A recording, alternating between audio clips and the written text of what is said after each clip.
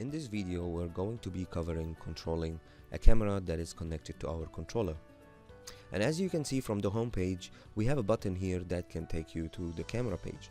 And if you press here, you can see from the button here, it is linked to camera. So if you go on the left here and press on camera, you know that this button will link you to this page. The next thing I want to also highlight that whenever you are using a PTZ camera in your meeting room or for your conferencing system, usually you control the pan, zoom and tilt by your remote control. How you control it through your remote control, usually you will press at a button and the camera will start moving or zooming in until you release it. And when you do the releasing action, the camera either stops zooming in or out or stop turning left or right or up and down. And to duplicate this same action or functionality on our control system, we have different modes for the buttons. So whenever you press on the button, you can go and change the mode for the button. For today's application, we are going to use the press and release mode, which is basically duplicating exactly what you do on the remote control. And so for this case, you can add two different sets of commands for the press and release. And to demonstrate that, I can go here for the devices connected and go to the cam. And again, for this camera we're using hexa, and then double click here, and then I can actually specify the command for going left. Again, this command will be available on the user manual for this camera or any documentation that the manufacturer for this camera will provide to you. Now I added here the command that will turn the camera to the left. I need to add the command which will stop turning the camera to the left, and this also will be specified as the stop command. And you can see here, I'll just add it.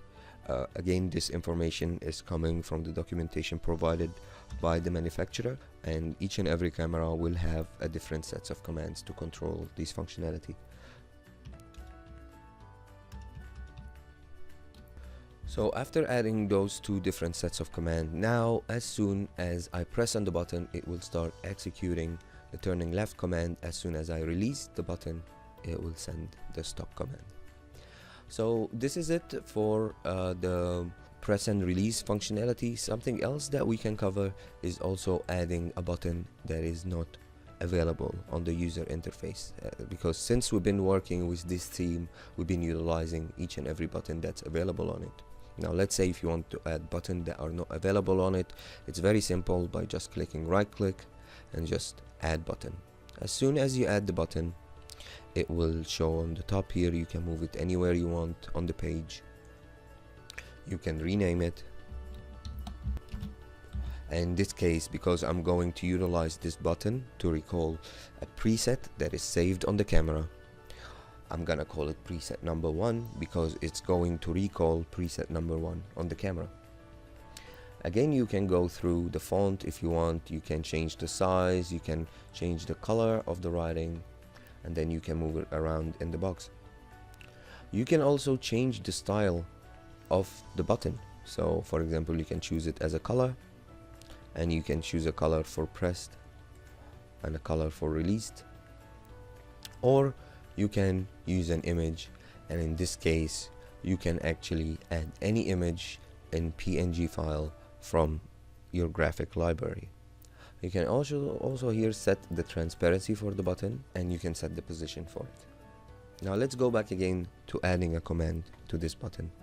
In this case, since we are dealing with the same camera, I'll choose the camera from here, and usually the camera will also be using like the same hexa commands, and then I can actually enter the command for recalling a preset on the camera. And as you can see, this last two numbers will be the number of the preset on the camera. So if it's 09 like that, I'm calling preset number 9. If it's 01, I'm calling preset number 1, and then I can finish the command and press enter. And now this button is ready to recall preset number 1 on the camera. Now remember, if you are recalling presets, you will have to set or save those presets on the camera, and then later you will be able to recall them from here.